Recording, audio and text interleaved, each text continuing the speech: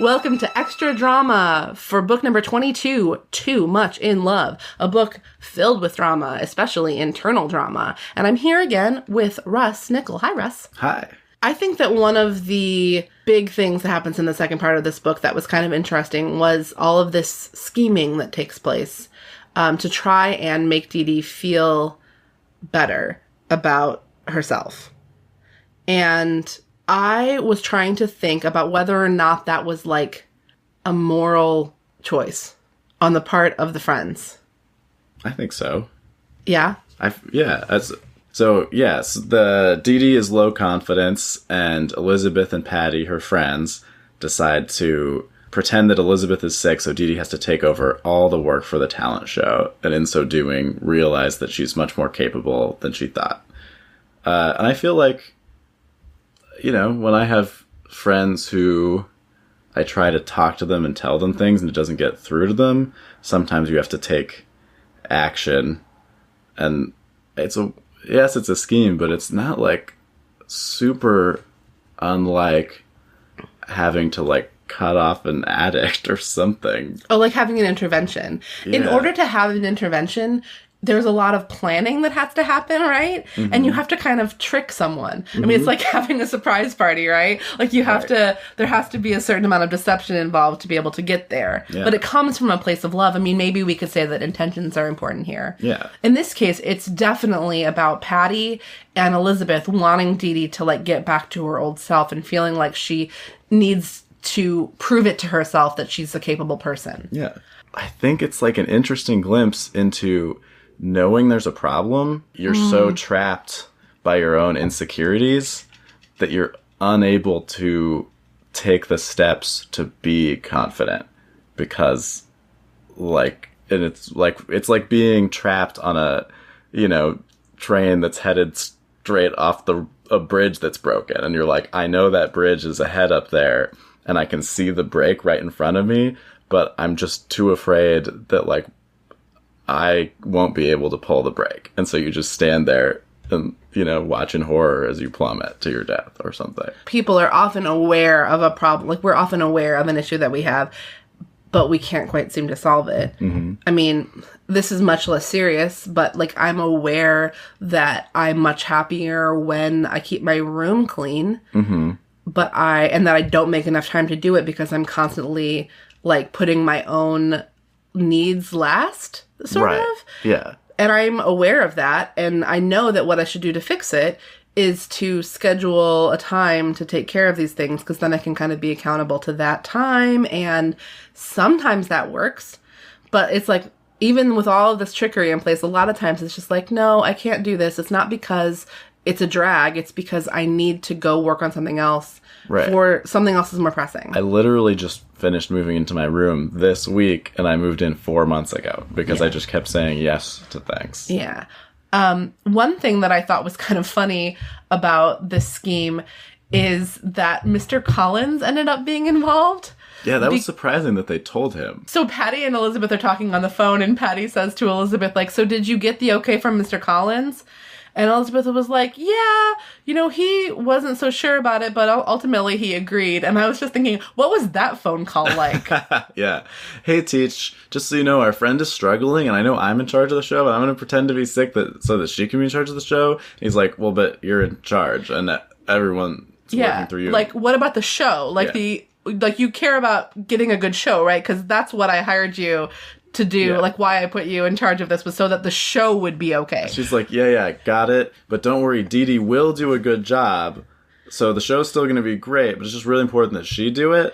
I'm sorry, Liz, I don't mean to second guess your judgment here, but didn't you just tell me that Dee Dee is really insecure? She just went through a breakup. She has no confidence, and she's asking for help with every single thing that she's doing? She's also dropped out of everything without actually completing it. But don't worry, because this she won't be able to drop out of because, I don't know. And so then she'll get through it, and it's going to be fine.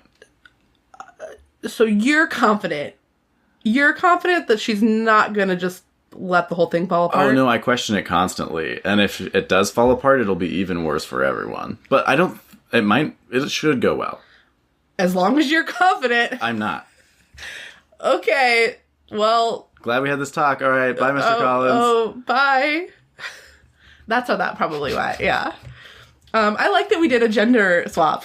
Yeah. It just happened that way. Yeah. I like Mr. Collins. I'm a Mr. Collins, I think. Yeah, because he doesn't care about the show as much as he cares about the well-being of his students. I think that's probably true. Yeah. Another thing that is a really important detail that we actually didn't get to in the detail? It is a D detail.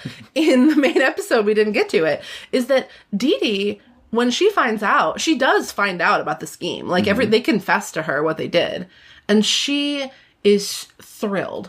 Doesn't harbor one iota of ill will toward Liz, toward Patty, because she's like, you did the right thing. You know, I needed this. Yeah, we good fam. We good fam is what she says, yeah. Not just to Jessica, but also to Patty and Elizabeth. Mm-hmm. And the book, it puts it in no uncertain terms. Right, well, again, if you had your intervention and then the person got clean, later they'd be like, yeah, you were right. Yeah. Like, I wasn't listening to reason and I was in a bad place and I needed that. I don't know. Yeah. Does it? I guess, I don't know. I feel like it probably does have some bearing on the morality. I guess I just have I feel like this particular scheme is a little bit too elaborate. Like, they probably could have, this, I'm going to sound like such a goody two-shoes, but the part where Elizabeth lies while Dee Dee's in the house about having laryngitis and involves Jessica into it, which could have fallen apart so easily. Dee Dee could have just insisted. Mm-hmm. And then what is Elizabeth going to do? Elizabeth can't speak, though, so she would just lie there. Oh, yeah. I think that's why. And then the part where she doesn't just skip school, she skips school and goes to the mall. It's pretty elaborate. Which is like, what if someone else is also skipping school and they saw you there? Like, then it looks really bad, because it's not just that you are lying about not being able to help. It's like you're not even sick a little bit. I don't know. That makes it sound like I'm saying that the morality is based on whether or not she's going to get caught, which is not. But really, the problem is that you can't skip school, kids. Yeah. That's one of many solid lessons this book has to offer. Because Elizabeth ends up flunking out and doing right, yeah. No, this book doesn't offer that lesson. No. The lesson the book offers is definitely skip school if it will help your friend find her confidence. Honestly, I think it's a fine lesson. Yeah, it's just for a day. If I could skip one day of school and really help my friends, that seems fine. Yeah, okay. You've sold me. I agree. Good job. Much? I think, did we say a quarter? Yeah, a quarter. Or a quarter of a donut. Right. 6 in one, half dozen in the other. Baker's dozen in the other. Half a baker's dozen. 13 in one. 6.5 in one. 6.5 in one, half a baker's dozen of the other. And that's the real takeaway. All right. Thanks again, Russ, for joining me for this conversation. And thanks again, listeners, for listening to the show. Tune in next week to find out what happens with Todd. I'm sure everything's going to be great. Don't worry. In the meantime, give a 5-star review.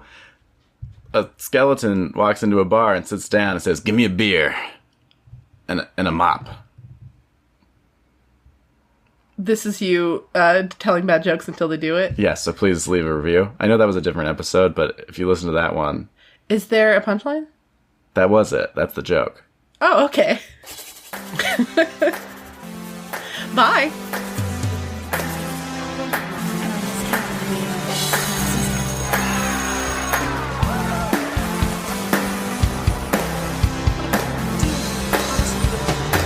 So does that mean Miss America?